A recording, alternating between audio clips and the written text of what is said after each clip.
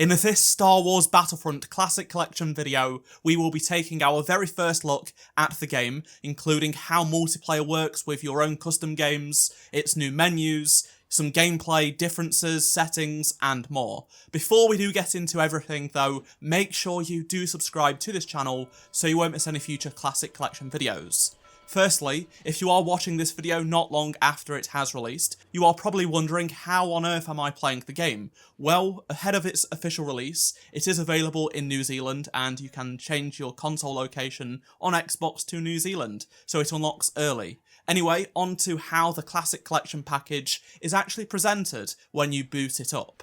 When you boot up the game every time, you'll be presented with this new menu. It gives you the option to select Star Wars Battlefront, or Star Wars Battlefront 2, as well as register your game. Clicking on this will open your console's browser, and you can sign up for marketing emails from Aspire. Let's jump straight into Star Wars Battlefront first. It just seems right, given it is the 20th anniversary of this game this year, and these are the opening screens that you'll get every time you load into the game. It does come with those original loading screens, as everyone loves. They are so iconic, and I'm so glad they have been brought back, as you'd expect. When you load up the game for the first time, you'll be given an option to pick colourblind options, which is nice. So for those of you that do suffer from various colour blindness, you will have a few options to choose from. Then you have to select the terms of service, and then you can create your profile name just like you did back in the day, select difficulty, and then pick between single player, multiplayer options, things like that. These are what the menus look like for instant action. You pick the area you want to play the map on, and you can build your rotation, and it just goes like that. The classic loading screens are back in all of their glory, and of course you want to hear those iconic sounds.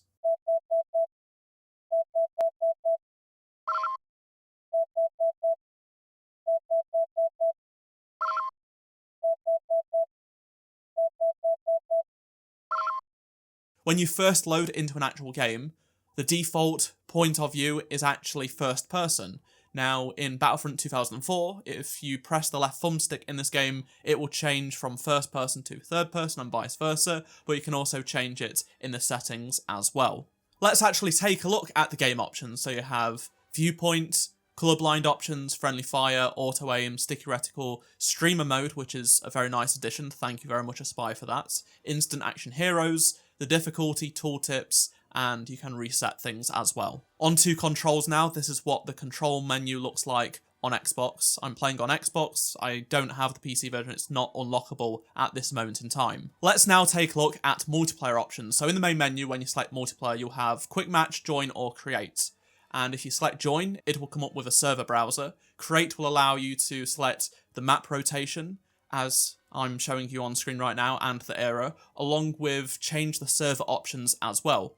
So you can change the max players from 2 to 64. Its default is 64.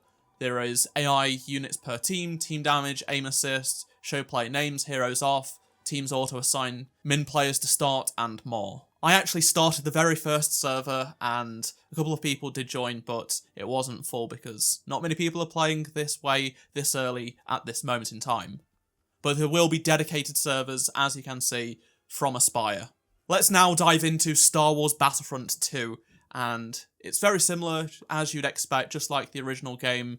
You have these warnings and intro screens, and then you will be able to jump into the game. But first, you will have, with the classic menus, with the movie backgrounds, however, they have used AI to upscale the movies, and in some shots it looks really bad, unfortunately. But before you get into the main menu, you will be able to pick colourblind options, just like in Battlefront 2004, and you have to accept the terms of service as well by scrolling all the way down to the bottom. Then you can create a profile and jump right into playing the game, whether it be single player or multiplayer. And as I am showing you here, this is what the single player menus look like, and we'll dive straight into the Fiverr First Journal. Once again, you'll start off as the default point of view being first person. You can change that in the menus, and this is what the game looks like running on the Xbox Series X. It is 60 frames per second, and it does do up to 4K resolution. In terms of game controls, you have the viewpoint option, vibration, colorblind settings, auto target, streamer mode, aim assist, AI difficulty, all that sort of good stuff.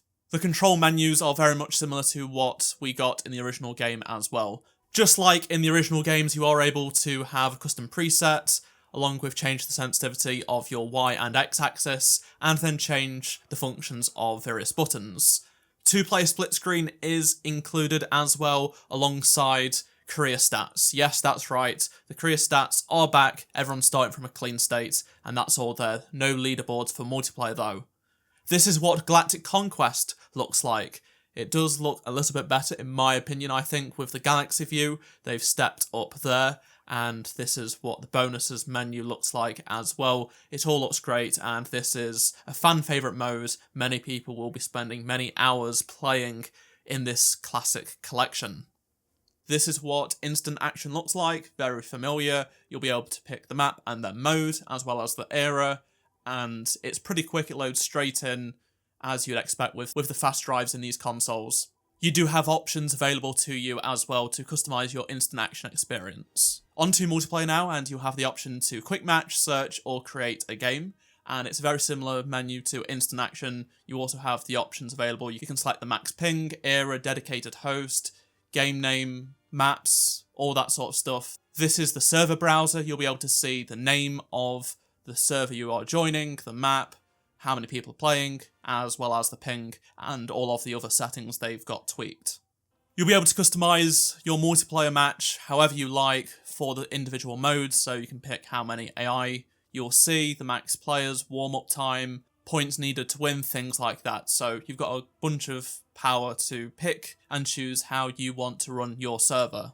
If you don't want to use the server browser, you can search with standard matchmaking. You can quick join or just search for a game or select the certain map or mode you want to choose, which is great to see. I think this presentation is going to make people very happy because it uses the console experience that is much more preferred over the PC release of the original games. And yes, the AI is definitely weird, but there is still some good sharpness here and there.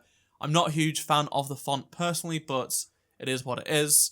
I'm still glad that we have all of the multiplayer options intact. You'll be able to create your own custom games, which is fantastic. This was very much needed, and I think this will answer one of the most asked questions I've seen, not just on my own channel, but on social media about this game. Let me know down in the comment section below what games you are going to be hosting with this custom server system. I'm really interested to see what you come up with, and I'll be doing the same. We'll have some cool games going, and this will really help the community out, especially on the console side of things. This will significantly help because there is no crossplay, so you're actually able to see what servers are empty or not. There is cross-gen, so PS4 and PS5 players can play together, and then you've got Xbox Series X and S and Xbox One players able to play together, but you can't mix and match, same with PC and the Nintendo Switch. If you enjoyed this video, please do drop a like to help support the channel, subscribe so you don't miss any future Star Wars Battlefront Classic Collection videos. If you did miss any of my previous videos, click on the playlist on screen right now, and I shall see you in my next video. Goodbye.